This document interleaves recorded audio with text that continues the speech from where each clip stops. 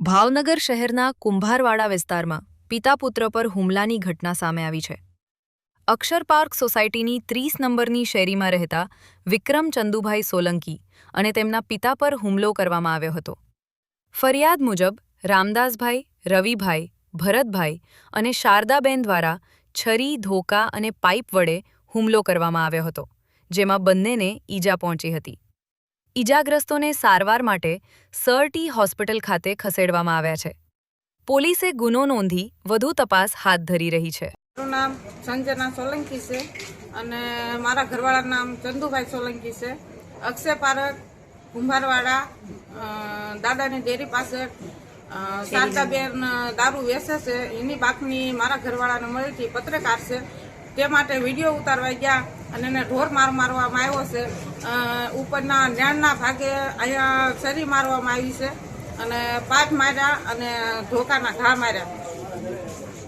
અને બેન દારૂ વેચે છે એનું નામ શારદાબેન છે અને જે છરીનો ઘા માર્યો છે એનો છોકરો છે શારદાબેનનો, એનું નામ રામદાસ છે. પછી એના નાના છોકરાનું નામ છે રાજેશ છે અને એના મામાના છોકરાને નામ રવિ છે અને બીજો એક બચકો નામ છે. એના 3 છોકરા શારદાબેનના છે અને 3 છોકરા એના મામાના છોકરા છે. 2 જણાનું મને સાહેબ નામ આવડતું નથી અને એના પપ્પાનું નામ ભરતભાઈ છે.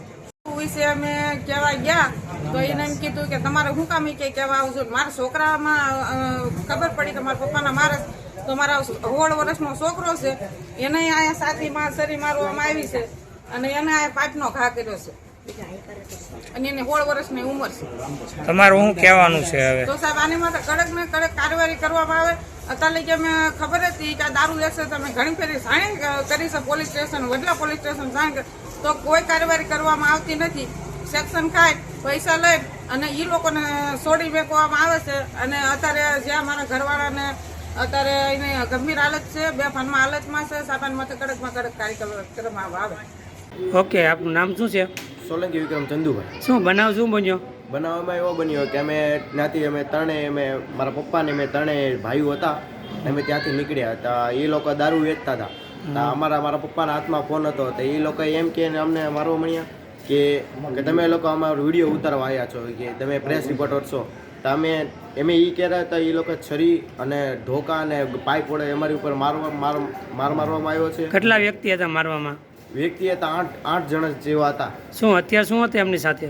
છરી, તલવાર, ધોકા અને એવું બધું હથિયાર હતા એમની ભાઈ. તમારા કેટલા વ્યક્તિને વાગ્યું? અમને બે પપ્પાને અને અમને બેને વાગ્યું છે. આ વિશે પોલીસ ફરિયાદ કરી છે?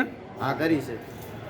તો એ સોલંકી ચંદુભાઈ. શું બનાવ શું બન્યો? બનાવ સાહેબ એવો બન્યો છે કે હું કુંભારવાડા અક્ષર પાર્ક સોસાયટીમાં ત્યાંથી નીકળ્યો હતો. ત્યાં બુટલેગરોના દારૂના અડ્ડાઓ છે અને દારૂઓ પાડે છે. ત્યાંથી હું નીકળ્યો તો મારા હાથમાં ફોન હતો તો પહેલાં મારો ફોન ઉપાડીને મારો ફોન તોડી કાઢ્યો. પછી મને માર્યો અને એનું નામ છે એક રામદાસ મનસુખભાઈ હોણકી, રાજેશભાઈ મનસુખભાઈ હોણકી, પછી રવિભાઈ, ભરતભાઈ હોણંદિયા, પછી અનિલભાઈ, ભરતભાઈ હોણંદિયા અને ભરતભાઈ, માધુભાઈ હોણંદિયા. અને એમને બૈરાઓથી બધા પકડી રાખીને મારા છોકરાને માર્યો અને અમને માર્યો. કારણ કે સાહેબ એવું છે કે આ અમારી જૂની અદાવત છે. જે દારૂ પકડવા બાબત જે FIR કરાવી હતી એમાં પોલીસ અધિકારીએ વડલાવાળાએ મારું નામ દીધું હતું કે ચંદુભાઈએ અરજી કરી છે અને અરજી બાબતે તો સાહેબ મારી ઉપર એ જીવ લેવાનો હુમલો કર્યો. મારા છોકરાને, મારા ફેમિલીને બધાને બહુ માર્યા છે અને અત્યારે સર્ટી હોસ્પિટલમાં મને સરિયાએ મારી છે. એમાં મારા 5 ટાંકા આવ્યા છે.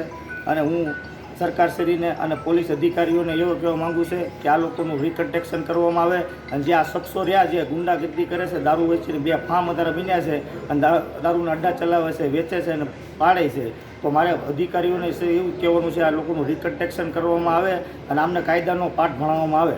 કેટલા વ્યક્તિ હતા મારવામાં? એમાં 8 જણા છે એના નામ મને આવડે છે અને બીજા વ્યક્તિ અજાણા શખ્સો હતા, મોઢે રૂમાલ બાંધ્યા હતા અને મને મારવામાં આવ્યો છે. શું હથિયાર શું હતા એમની સાથે? તલવારો, સરીઓ, પાઇપો અને ધોકા એવા તીત્રનો હથિયારો લઈને અમારી ઉપર જીવ લેવાનો હુમલો કરવામાં આવ્યો છે. અને કોઈ પણ મારી ફેમિલીમાં કે મને કાંઈ પણ થશે એના જિમ્મેદાર માત્ર આ લોકો હશે. રામદાસ, રાજેશ, ભરતભાઈના છોકરાઓ અને એનું ફેમિલી બધા હશે.